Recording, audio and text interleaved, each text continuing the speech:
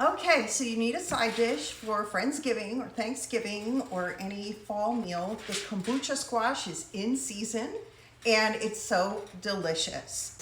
Boom.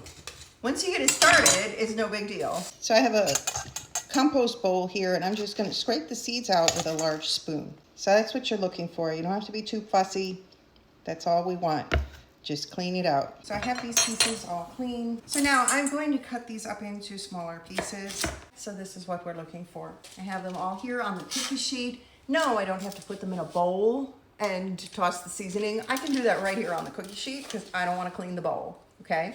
Got it? So let's get some seasoning. All right, I'm using avocado oil, but olive oil is good too. We just need a little drizzle. Now, my seasoning lineup that I like for this, salt, pepper, your essentials, right? Paprika, garlic powder, and cumin. And I'm just tossing these around. I'm making sure that they all have olive oil and seasoning. In the oven we go. In we go. And just set it and forget it.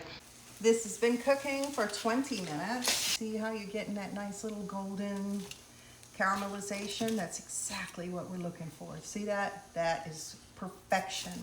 So these are all flipped over. I'm gonna return them to the oven for about 10 minutes and I'm gonna check them. So I hope you enjoy it and let me know what you think.